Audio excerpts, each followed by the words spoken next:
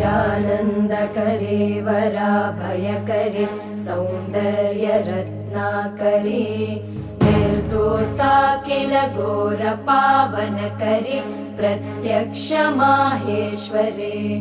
प्रालेयाचलवंशपावनकरे काशीपुराधीश्वरे भिक्षां देहि कृपावलम्बनकरे मातान्नपूर्णेश्वरे नानारत्नविचित्रभूषणकरे हेमाम्बराडम्बरे मुक्ताहारविलम्बमानविलस कक्षोजकुम्भान्तरे काश्मीरागरुवासिता रुचिकरे काशीपुराधीश्वरे